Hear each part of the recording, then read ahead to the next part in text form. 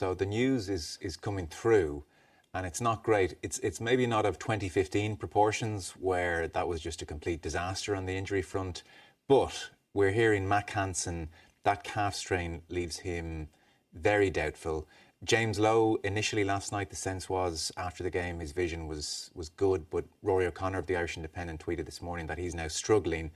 And just to complicate matters, Keith Earls has a hamstring strain, and we know Robbie Henshaw has a hamstring strain. They're both going to do some running today, Earls and Henshaw. But there is a chance, touch wood, that all four could be missing. Now, it does seem Lowe is the best bet of making it. Yeah. But Hansen, there's definitely a question mark now. We'll come to James Ryan in a moment. But let's stick with that back area. Hansen, Lowe, Earls, they're all wingers. So what happens here? This is borderline crisis if they're all out. Yeah, look, coaches, the day after a big win, you think you could relax and at least have a nice breakfast. Yeah. And they're really under the pump right now. And just to remind everyone at home, the laws of the World Cup, you can't bring in a replacement unless you send someone home. So you've got to deal with the squad you've got in France. You can't just pick someone in and leave everyone here. So there's some really tough decisions to make. There's going to be discussions with medical staff about what to do with this, because it's not just who runs on the 15, it's what you do with the bench. So we saw last night that Jamison Gibson Park ended up on the wing. We cannot have Jamison Gibson Park on the wing for any period of time against New Zealand. They'll score 2 tries in 10-minute period. And that's nothing against Jamison Gibson Park. He's brave and great. There's just a huge, and Stuart McCluskey on the bench. Stuart played really well when he was on, but he's an inside centre. He doesn't cover the back three. So it's a crisis in the back three and a crisis of decision-making, and a difficult one, a really, really difficult one. I don't envy Andy Farrell and his staff with this, but they do have to make some really tough calls. They either run with what they've got or they go and look and possibly call in Jacob Stockdale. OK, he'd be next on the list, Fiona, if needed. Yeah, I think so, especially with that back three cover, it's around that area. And I suppose you don't, you spoke about 12 as well, but when you're looking at a bench, you're shifting everyone over if you have to bring people in. So I think we've talked about, Ian, we were saying it as well, Earlsley covers that 13 slot as well. Robbie can cover that 13 slot. We know defensively it's probably one of the hardest areas to defend in the game. Ringrose is exceptional in it.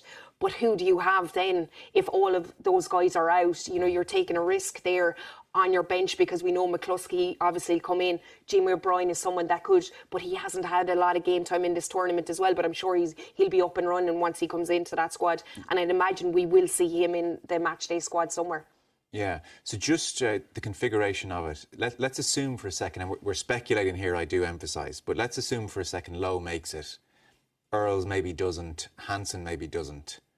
You're saying Jimmy O'Brien comes in on the wing, and who's on the bench then? Or what is the configuration? Yeah, like that run that, we've been told that Earls and Henshaw are going on today is probably the most important run of their careers. And, I feel for the medical staff having to make a decision on that, because these things aren't black and white. You're looking at, hamstring injuries. You're trying to get the feedback of players. You're looking at their previous injury history.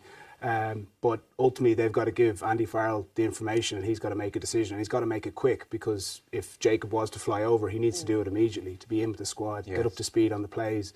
To be drafted in on the week of a test is seriously challenging. I think the way that the team is going to be formed in the back three, you don't want to have to make multiple changes if a player gets injured.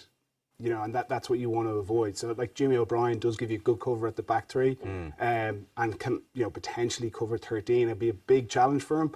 And similar to Earlsy, he has played there. But that's where someone like Stu McCluskey, who was brilliant at the weekend, not being able to cover multiple spots. If he's not in the starting team, will we see him on the bench? Yes. And therefore, you could say Crowley covers 10 and 12. Yeah.